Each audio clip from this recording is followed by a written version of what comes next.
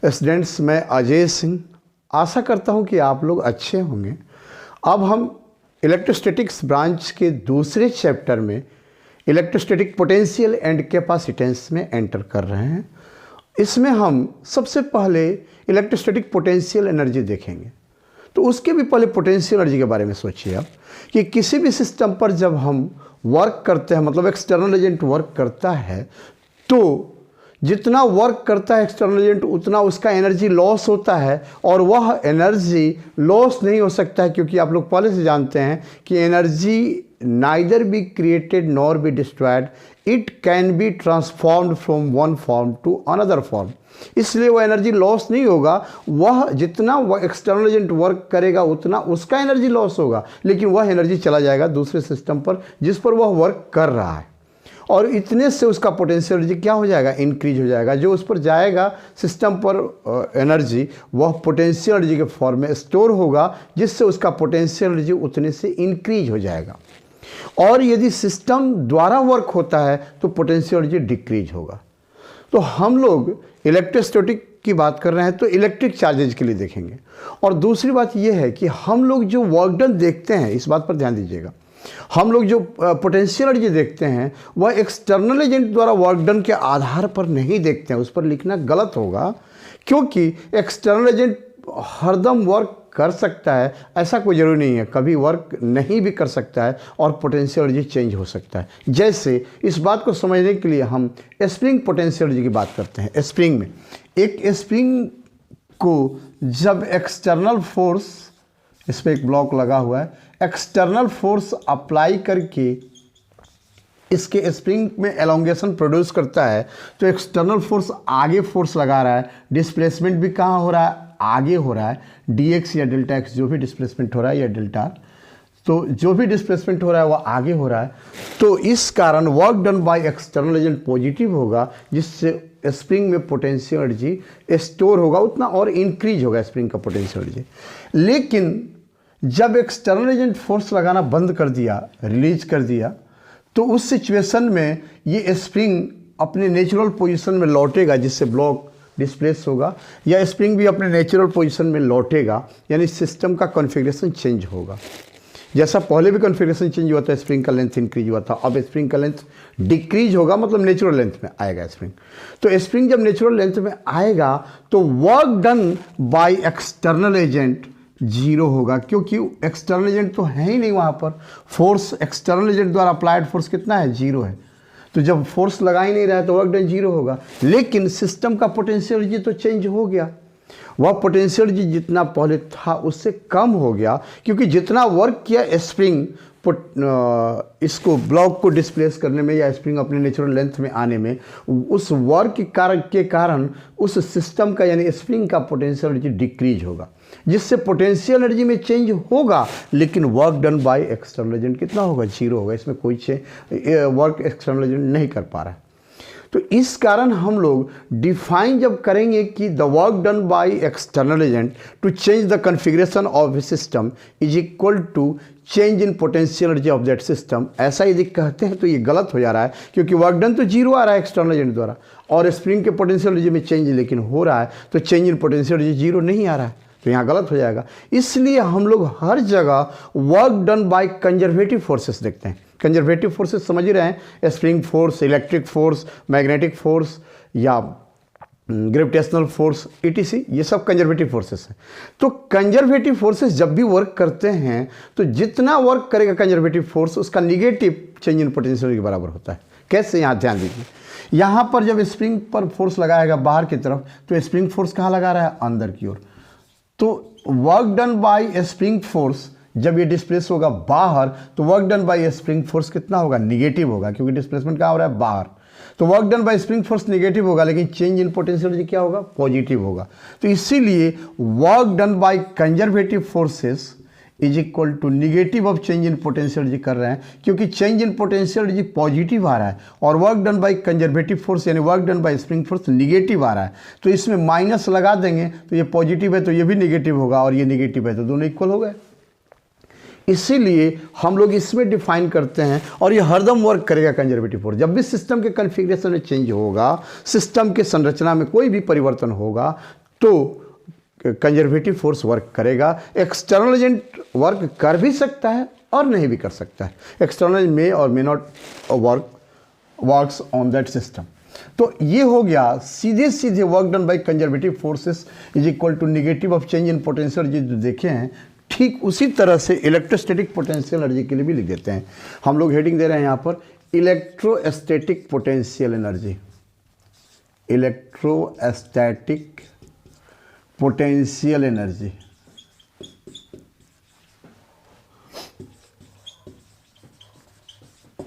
तो ये सीधे सीधे होगा, डिफाइन करेंगे हम इसको।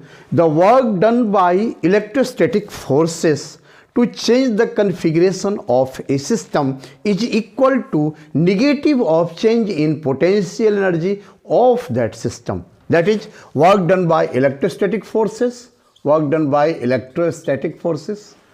तो इलेक्ट्रोस्टैटिक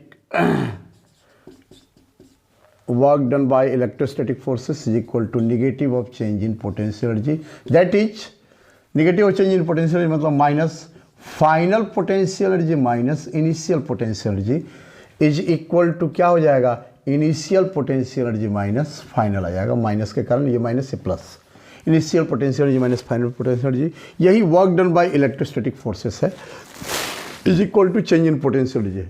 और कभी भी चेंज इन पोटेंशियल एनर्जी को ही डिफाइन करते हैं, उसके आधार पर हम लोग जीरो एज्यूम करके कहीं पोटेंशियल एनर्जी और तब किसी सिस्टम का पोटेंशियल एनर्जी फाइंड करते हैं। लेकिन हरदम change in potential energy he define कर सकते हैं और उसमें किसी एक सिचुएशन में पोटेंशियल एनर्जी को जीरो एज्यूम करके तब पोटेंशियल एनर्जी को भी डिफाइन कर सकते हैं। क्योंकि पोटेंशियल एनर्जी जीरो हम जहां मन करे एज्यूम कर सकते हैं। हाँ, उससे जो डेरिवेशन हो रहा है उस डेरिवेशन में वो कंडीशन फुलफिल होना चाहिए। यानी उस जब डेराइव कर रहे हैं कोई इक्वेशन, तो जिस सिचुएशन में हमने पोटेंशियल एनर्जी जीरो माना था उस सिचुएशन को वहाँ रखने पर वो सेटिस्फाई होना चाहिए, इक्वेशन बैलेंस होना चाहिए। तो देखिए अब हम लोग आगे बढ़ रहे हैं। अब हम लोग इलेक्ट्रोस्टैटिक पोटेंशियल एनर्जी देखेंगे 2 पॉइंट चार्जेस सिस्टम का, electrostatic potential energy of 2 point charges system. Electrostatic potential energy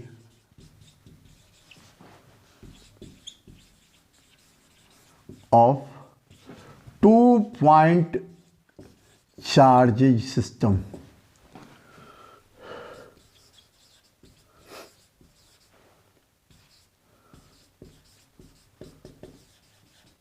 यह दो चार्ज है, एक चार्ज यहाँ पर है, एक चार्ज यहाँ पर है। यह पॉइंट ए मान लेते हैं, इस पॉइंट को हम बी मान लेते हैं। यहाँ पर चार्ज को Q1 एज्यूम कर लेते हैं, यहाँ पर चार्ज को Q2 एज्यूम कर लेते हैं। दोनों के बीच के डिस्टेंस को R एज्यूम कर लेते हैं। तो इस सिस्टम का हमको potential energy, electrostatic potential energy find करना है। तो इसके लिए दोनों चार्जेज में से किसी एक चार्ज को स्टेशनरी रख लेंगे, उसको क्लैंप कर देंगे और दूसरे चार्ज को हम डिस्प्लेस करेंगे ताकि सिस्टम का कॉन्फ़िगरेशन बदल जाए, चेंज हो जाए उसकी संरचना। तो उसके बाद हम वर्क डन देख लेंगे और उसके आधार पर पोटेंशियल एनर्जी में डिफरेंस फाइंड कर लेंगे। तो इसके लिए या तो दोनों चार्जेज को हम डिस्प्लेस कर सकते हैं मतलब, लेकिन उसमें डेरिवेशन थोड़ा सा टफ होगा। एक चार्ज को फिक्स यदि कर देते हैं तो डेरिवेशन आसान होता है। तो हम Q1 चार्ज को यहाँ फिक्स कर लेते हैं और Q2 चार्ज को डिस्प्लेस करते हैं इस पॉइंट से इस पॉइंट तक। Q2 चार्ज यहाँ से उठ के आ गया कहाँ पर, ये आगे बढ़ा और चलाया कहाँ पर, यहाँ पर। इसको हम ऐसे कर देते हैं तो हो गया, ये Q2 चार्ज यहाँ से उठ के यहाँ आ गया। Q2 चार्ज इस पॉइंट पर आ गया है। ये C पॉइंट एज्यूम कर लेते हैं और Q1 चार्ज फिक्स है। तो Q2 चार्ज अब मान लेते हैं R1 डिस्टेंस पर पहुँच गया है Q1 से। तो इस सिचुएशन में जो इलेक्ट्रोस्टैटिक फोर्स लगेगा, यदि दोनों चार्जेस Q1 Q2 पॉजिटिव हैं तो फोर्स लगेगा बाहर की ओर। ये कौन फोर्स लगेगा, F, इलेक्ट्रिक के लिए ऐसे लिख देते हैं FE बाहर की ओर है और डिस्प्लेसमेंट भी इसका कहाँ हो रहा है, बाहर की ओर हो रहा है। यहाँ पर DR भी डिस्प्लेसमेंट जो है इसका डायरेक्शन भी बाहर है। तो इस सिचुएशन में हम work done by electrostatic force find करेंगे। Work done by electric force WE लिख देते हैं केवल। या इलेक्ट्रिक लिख देते हैं, electric force is equal to, यहाँ पर ये वेरिएबल फोर्स है क्योंकि Q1 और Q2 के बीच जो फोर्स होगा वो K Q1 Q2 upon R square होगा, और R जो है वेरी कर रहा है यहाँ पर, ये जब C तक पहुँच जाएगा तो बीच में ये R का वैल्यू इंक्रीज होते होते R1 तक पहुँच जा रहा है। तो इसीलिए work done by variable forces is equal to integration of से निकालते हैं, स्मॉल डिस्प्लेसमेंट में वर्क डन निकाल के उसको इंटीग्रेट कर देते हैं पूरे डिस्प्लेसमेंट के लिए। तो F डॉट डी आर होगा यहाँ पर, F कौन, इलेक्ट्रिक फोर्स, तो is equal to integration of F E का वैल्यू हो जाएगा K Q1 Q2 upon R square, K constant है, याद ही होगा आप लोगों को। तो ये R का मिनिमम वैल्यू R है, मैक्सिमम वैल्यू कितना हो गया है R1, तो K Q1 Q2 upon R1 F E हो गया इंटू डी आर, और दोनों के बीच का एंगल यहाँ पर 0 डिग्री दिखाई दे रहा है, कॉस 0 डिग्री, एफ ई भी आगे की ओर है, डी आर भी आगे की ओर है, तो एंगल 0 डिग्री। तो इस सिचुएशन में K कांस्टेंट है, बार होगा, Q1 Q2 भी कांस्टेंट सी है, बार होगा, केवल वेरिएबल इसमें R है, तो 1 बाई आर स्क्वायर को लिख सकते हैं R के पावर -2 डी आर। इसका इंटीग्रेशन कर रहे हैं कहाँ से, R से R1 तक, तो ये आ जाएगा, ये -1 बाई आर आ जाएगा सीधे, लेकिन हम समझाने के लिए स्टेप्स को छोड़ नहीं रहे हैं। K Q1 Q2 ये कांस्टेंट है, बाहर रह गया, और R के पावर -2 का इंटीग्रेशन होगा R के पावर -2 + 1 बाई -2 + 1, यानी -1 बाई आर आ जाएगा इंटीग्रेशन। तो ये क्या हो जाएगा, R2 R1। अब हम यहाँ पर R के प्लेस पर पहले R1 रखेंगे, फिर माइनस साइन देके R रखेंगे, तो इज इक्वल टू कितना हो जाएगा यहाँ पर, is equal to K Q1 into Q2, यहाँ पर आ जाएगा -1 by R1 plus minus minus plus हो जाएगा +1 बाई R। इसको देते हैं इक्वेशन 1। अब ध्यान दीजिए, आप लोग ऊपर मिटा रहे हैं,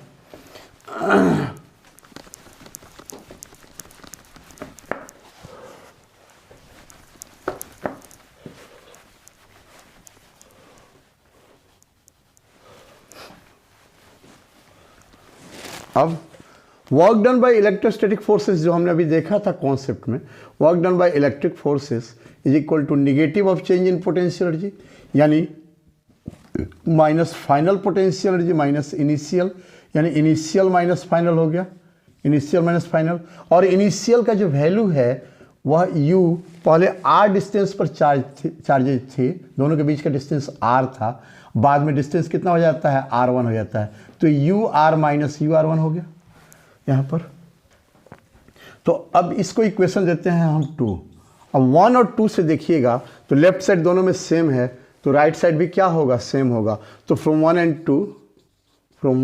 2 1 और 2 से देखेंगे तो क्या हो जाएगा, ये UR minus UR1 is equal to K Q1 Q2 1 by R minus 1 by R1 लिख सकते हैं, 1 by R minus 1 by R1 लिख सकते हैं इसको। अब यदि हम R1 को ले जाएंगे इनफाइनाइट पर, if R1 tends to infinite then UR1, then we assume लिखते हैं, लेकिन हो जाता है, वास्तव में उतना होता भी है, then we assume UR1 tends to 0, यानी हम इनफाइनाइट डिस्टेंस पर जब दोनों चार्जेस को ले जाते हैं तो हम ये मान लेते हैं कि इनफाइनाइट पर दोनों का पोटेंशियल, दोनों से बने सिस्टम का पोटेंशियल एनर्जी 0 हो जाएगा, लेकिन वास्तव में वो होता भी है। कैसे, इस बात को समझिए कि पोटेंशियल एनर्जी में चेंज कैसे आता है, जब एक्सटर्नल एजेंट वर्क करता है तभी जाके चेंज होता है पोटेंशियल एनर्जी में, तो या पोटेंशियल एनर्जी आता है, तो जब एक्सटर्नल एजेंट वर्क करेगा तभी आएगा, जब इनफाइनाइट डिस्टेंस पर होंगे तब दोनों के बीच लगने वाला फोर्स K Q1 Q2, दोनों चार्जेज के बीच लगने वाला force K Q1 Q2 upon R square, R infinite होगा तो फोर्स 0 हो जाएगा। तो जब 0 फोर्स इलेक्ट्रिक लग रहा है तो एक्सटर्नल एजेंट को भी फोर्स लगाने की जरूरत नहीं है डिस्प्लेस करने के लिए, वो इम्पल्स लगाएगा हल्का सा, मतलब फोर्स नहीं लगाएगा, समझो कि 0.00 जो बहुत 0 के बाद 1 देके फोर्स लगाएगा वो चालू करने के लिए, फिर मूव कराने के लिए, फिर जब मूव करना शुरू हो जाएगा तो फिर फोर्स विड्रॉ कर लेगा एक्सटर्नल एजेंट, क्योंकि उसके बाद न्यूटन फर्स्ट पोजीशन से मूव करते रहेगा क्योंकि फोर्स 0 है इस पर। तो इस कारण एक्सटर्नल एजेंट को फोर्स लगाने की ज़रूरत नहीं है, यानी एक्सटर्नल एजेंट जब फोर्स ही नहीं लगाएगा तो वर्क नहीं करेगा तो उस पर एनर्जी नहीं जमा होगा। इस कारण इनफाइनाइट डिस्टेंस पर जब दो चार्जेज हो जाते हैं तो उस सिचुएशन में उसका पोटेंशियल एनर्जी जीरो आता भी है। लेकिन पोटेंशियल एनर्जी हम लोग जीरो एज्यूम करते हैं, ये कॉन्सेप्ट से जहाँ मन करे एज्यूम कर सकते हैं जीरो, तो इसीलिए वी एज्यूम लिख दिया जाता है, ऐसे होता भी है प्रैक्टिकली। तो अब हम लोग जब यू आर वन जीरो होगा और आर वन इनफाइनाइट है तो ये लिख देते हैं इस बात को, hence U R minus zero is equal to K Q one Q two 1 upon R, minus 1 by R one की जगह पर इनफाइनाइट लिख देंगे, तो 1 बाई इनफाइनाइट कितना हो जाएगा, जीरो।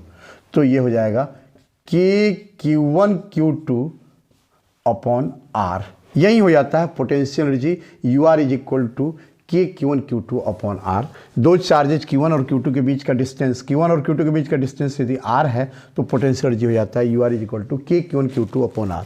अब इन दोनों चार्जेज लाइक हैं तो पॉजिटिव होगा पोटेंशियल एनर्जी, दोनों चार्जेज लाइक हैं तो प्लस इंटू प्लस या माइनस इंटू माइनस प्लस, और दोनों अनलाइक चार्जेज हैं तो निगेटिव होगा पोटेंशियल एनर्जी, क्योंकि फोर्स ऑफ अट्रैक्शन होगा। जहाँ फोर्स ऑफ अट्रैक्शन होता है वहाँ पोटेंशियल एनर्जी निगेटिव हो जाता है, ये बात ध्यान रखिएगा। जैसे ग्रेविटेशनल पोटेंशियल एनर्जी निगेटिव होता है क्योंकि अट्रैक्शन का फोर्स होता है, यहाँ भी अनलाइक चार्जेज होंगे तो फोर्स ऑफ अट्रैक्शन तो निगेटिव आएगा, और लाइक चार्जेज होंगे तो पॉजिटिव आएगा। कोई डाउट नहीं इसमें शायद। अब हम लोग उस आगे वाले टॉपिक में बढ़ रहे हैं। ये दो चार्जेज यदि एक्सटर्नल इलेक्ट्रिक फील्ड में रखे हुए हैं तब इनका पोटेंशियल एनर्जी क्या होगा, ये भी देख लें। पहले सिंगल चार्ज का देखें, सिंगल चार्ज का पोटेंशियल एनर्जी क्या होता है। और उसके पहले एक काम करते हैं, दो चार्जेस सिस्टम का देखे हैं तो थ्री चार्जेस सिस्टम का या मल्टीपल चार्जेस सिस्टम का भी पहले देख लेते हैं, तब उसको देख रहे हैं। थ्री चार्जेस सिस्टम का पोटेंशियल एनर्जी कितना होगा। पोटेंशियल एनर्जी ऑफ, इसको मल्टीपल और थ्री कर देते हैं। Potential energy, electrostatic potential energy, electrostatic potential energy of multiple charges system, multiple charges system.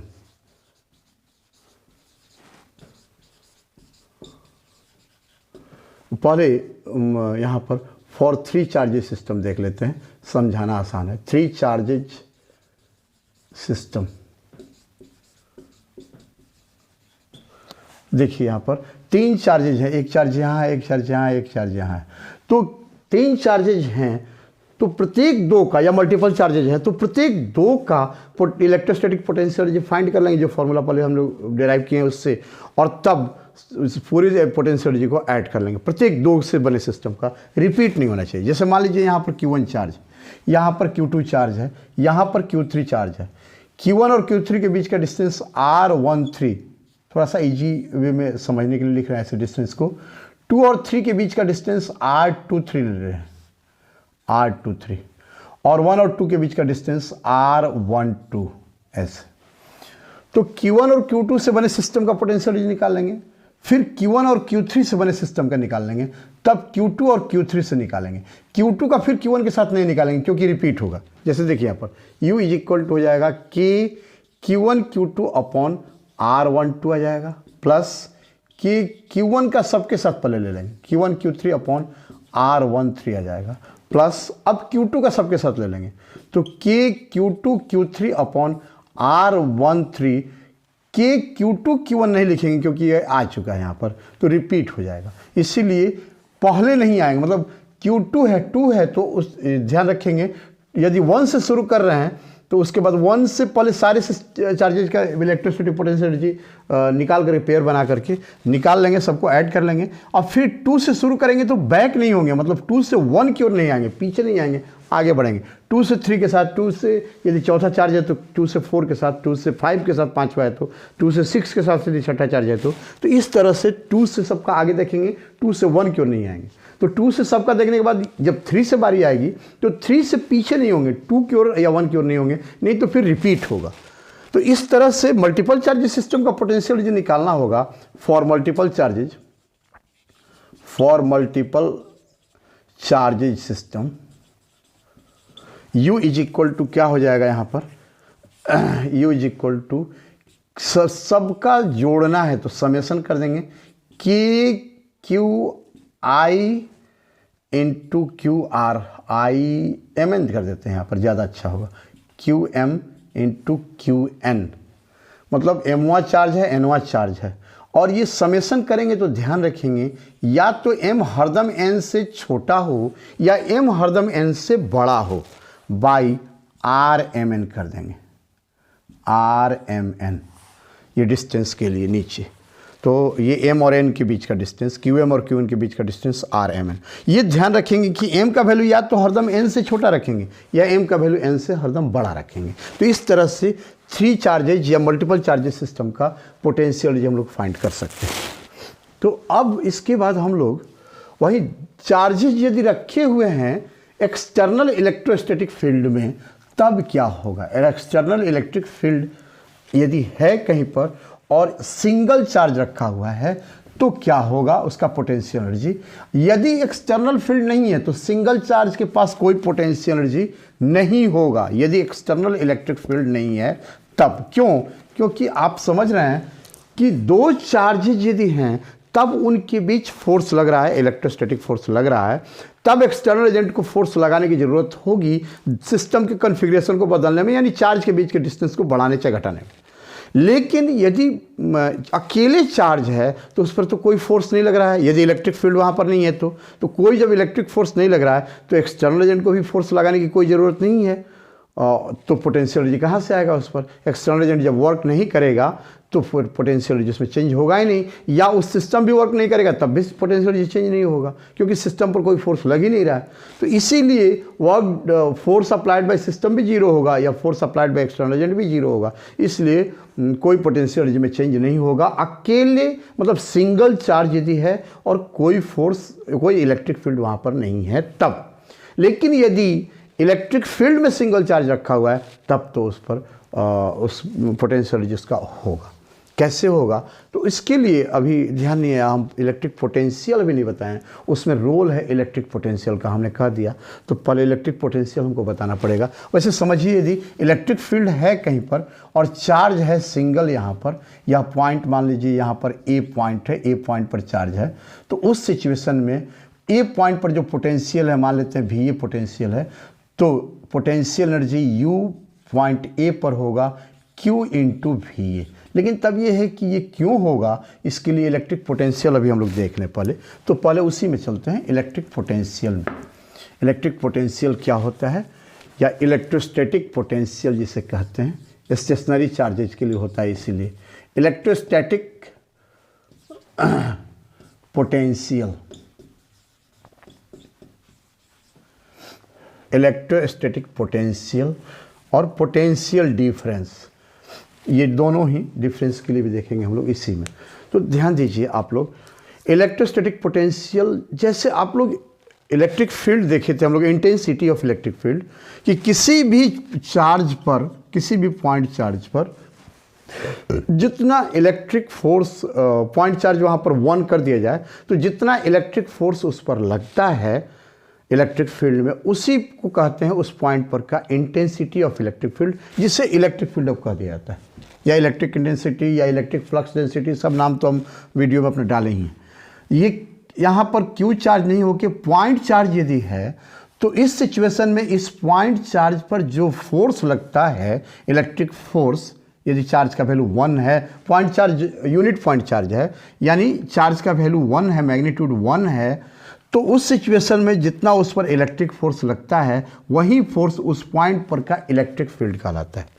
ठीक वैसे ही पॉइंट चार्ज को, पॉइंट यूनिट चार्ज को, यानी यूनिट पॉइंट चार्ज को इनफाइनाइट तक ले जाने में, मतलब बहुत दूर तक ले जाने में जितना वर्क करता है इलेक्ट्रिक फोर्स, किसी भी पॉइंट चार्ज को, जिस यूनिट पॉइंट चार्ज को किसी पॉइंट से इनफाइनाइट तक ले जाने में जितना इलेक्ट्रिक फील्ड वर्क करता है, इलेक्ट्रिक फोर्स जितना वर्क करता है, वही वर्क उस पॉइंट पर का इलेक्ट्रोस्टैटिक पोटेंशियल कहलाता है।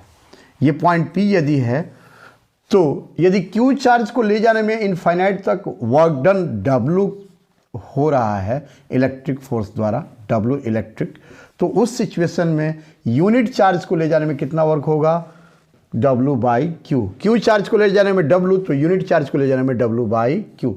जैसे 15 पेन का दाम 150 रुपये, तो एक पेन का दाम 150 बाई 15 मतलब 10 रुपया। वैसे ही work done by electric force by charge Q, यही यूनिट चार्ज को ले जाने में वर्क डन होगा पॉइंट P से इनफाइनाइट तक, किसके द्वारा? इलेक्ट्रिक फोर्स द्वारा। और यही वर्क डन जो होगा यूनिट चार्ज को ले जाने में, यही पॉइंट P पर का पोटेंशियल कहलाता है, जिसे VP से डिनोट करते हैं, पॉइंट P का पोटेंशियल। तो इसको हम डिफाइन ऐसे करेंगे, the work done by electrostatic force to bring a unit test charge, test charge कर भी सकते हैं, चार्ज भी कर सकते हैं, to bring a unit charge और unit test charge from a point to infinite is equal to the electrostatic potential of that point. यदि पॉइंट P से ले जा रहे हैं तो पॉइंट P का हो गया। तो समझ में आ गया होगा इलेक्ट्रोस्टैटिक पोटेंशियल क्या होता है। अब इसका यूनिट देखें तो जो वर्क का यूनिट होता है जूल और चार्ज का यूनिट होता है कूलम्ब। तो जूल पर कूलम्ब इसका यूनिट होता है, जिसे वोल्ट महोदय साइंटिस्ट के सम्मान में इसका यूनिट रख दिया गया है वोल्ट, जिसे V से डिनोट किया जाता है, जूल पर कूलम्ब और वोल्ट। तो इलेक्ट्रोस्टैटिक पोटेंशियल का यूनिट हो गया वोल्ट। अब यहाँ ध्यान रखना है कि work done by electric force by charge, ये हो गया यहाँ पर टेस्ट चार्ज कहें, ये इलेक्ट्रोस्टैटिक पोटेंशियल हो गया। लेकिन जब चेंज इन पोटेंशियल निकालना होगा, यानी पोटेंशियल डिफरेंस निकालना होगा दो पॉइंट के बीच का, तब उस सिचुएशन में यहाँ माइनस आ जाएगा। इसमें प्लस से डिफाइन करते हैं, लेकिन उसमें माइनस आ जाएगा। क्यों? देखिए आप आगे बता रहे हैं हम। इलेक्ट्रोस्टैटिक पोटेंशियल डिफरेंस अब हम लोग देख रहे हैं। अब पोटेंशियल का डिफरेंस कितना होता है?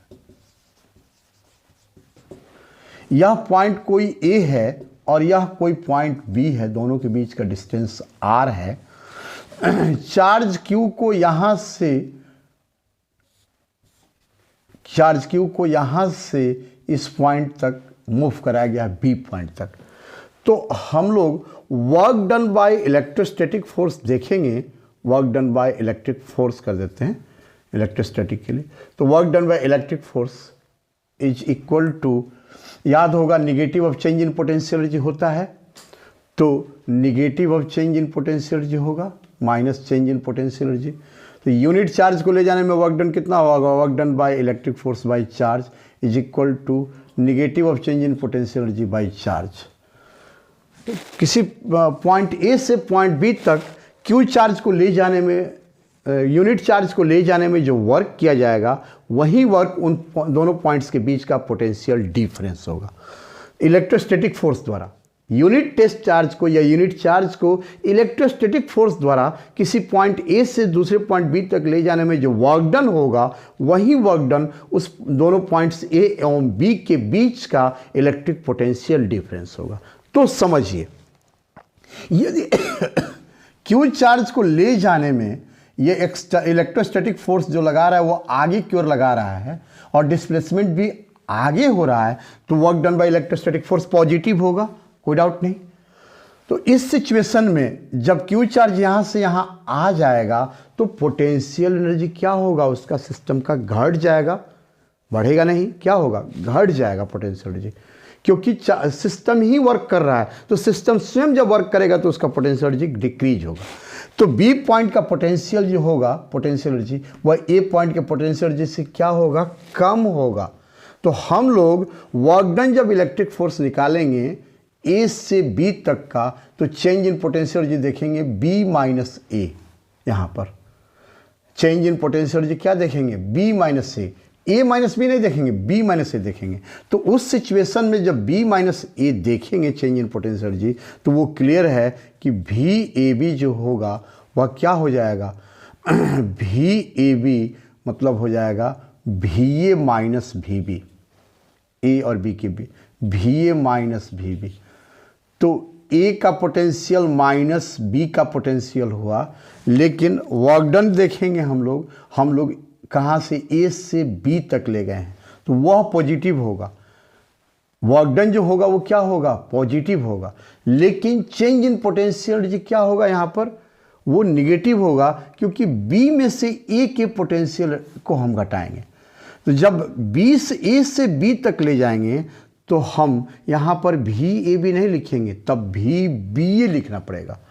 पोटेंशियल जो होगा वह बी में से ए को घटाएंगे और वर्क डन होगा ए से बी तक, तो पॉजिटिव हो रहा है, तो भी बी ए लिखना पड़ेगा इसमें। भी B A is equal to क्या हो जाएगा, भी बी माइनस भी ए। अब भी बी माइनस भी ए जो होगा वह क्या आएगा, निगेटिव आएगा। लेकिन work done by electric force जो आएगा वह क्या आएगा, पॉजिटिव आएगा। तो इसीलिए इसमें हम माइनस लगा देंगे तो इसके इक्वल होगा, या इसमें माइनस लगा देंगे तो ये प्लस होगा, तो इसके इक्वल होगा।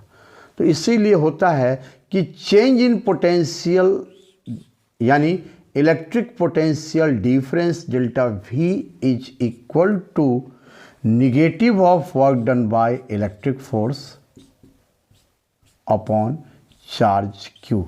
यूनिट क्यू चार्ज को ले जा रहे हैं एक प्लेस से दूसरे प्लेस तक, तब तो ये माइनस में आ जाता है। पहले V बराबर डब्ल्यू बाई क्यू आया था, इलेक्ट्रोस्टैटिक पोटेंशियल और डिफाइन किए थे, लेकिन डेल्टा V बराबर minus work done by electric force by charge आता है। और इसमें जब माइनस हो गया तो ये क्या होगा, डेल्टा U प्लस होगा, is equal to work done by electric force जो है ये इसका value minus delta U by Q लिखेंगे, माइनस डेल्टा U लिखेंगे। अब माइनस लगा हुआ है तो minus delta U upon Q, तो माइनस माइनस प्लस हो जाएगा। हैंस ये आ जाएगा delta V is equal to minus work done by electric force by charge Q is equal to delta U upon Q. इससे एक फॉर्मूला ऐसे भी लिख सकते हैं, जब डिस्टेंस बहुत कम है ए और पी पॉइंट्स के बीच का, तो चेंज इन इलेक्ट्रिक पोटेंशियल यानी इलेक्ट्रिक पोटेंशियल डिफरेंस भी कम होगा, तो उस सिचुएशन में इसको डी भी से डिनोट कर सकते हैं और तब सब जगह डी लगा देंगे। तो डी भी इज इक्वल टू हो जाएगा माइनस डी डब्ल्यू इलेक्ट्रिक, बहुत कम वर्क भी होगा, upon charge Q is equal to D U upon Q. ये कॉन्सेप्ट ऐसे हम ध्यान रखें फॉर्मूला को या कॉन्सेप्ट को, या ऐसे ध्यान रखें, दोनों एक ही है, डेल्टा यू या डेल्टा वी के फॉर्म में, जैसे मन करे ध्यान रख सकते हैं। तो ये इस तरह से इलेक्ट्रोस्टैटिक पोटेंशियल डिफरेंस का ये फॉर्मूला आएगा। और ये समझ रहे हैं कि पोटेंशियल डिफरेंस का यूनिट डायमेंशन वही होगा जो पोटेंशियल का होगा। डायमेंशन भी इलेक्ट्रोस्टैटिक पोटेंशियल का हमने नहीं देखा था, डायमेंशन यहाँ पर देख लेते हैं। इलेक्ट्रोस्टैटिक पोटेंशियल का जो डायमेंशन होगा, भी का डायमेंशंस क्या होंगे पूरा लिख देते हैं। इलेक्ट्रिक पोटेंशियल या पोटेंशियल डिफरेंस के dimensions is equal to work upon charge होता है, तो वर्क के डायमेंशंस हो जाएंगे ml2t-2 और चार्ज के डायमेंशन होंगे at। तो ये डायमेंशंस क्या हो जाएंगे इसके, ml2t-3a-1। यही इलेक्ट्रिक पोटेंशियल के डायमेंशंस होंगे। और इलेक्ट्रिक पोटेंशियल जो है वो इलेक्ट्रिक पोटेंशियल एनर्जी से रिलेटेड है या वर्क डन से रिलेटेड है, तो वो स्केलर होता है वर्क डन या इलेक्ट्रोस्टैटिक पोटेंशियल एनर्जी। इसीलिए इलेक्ट्रिक पोटेंशियल भी क्या होता है, स्केलर होता है। यूनिट्स पता है, डायमेंशंस पता है, ठीक है।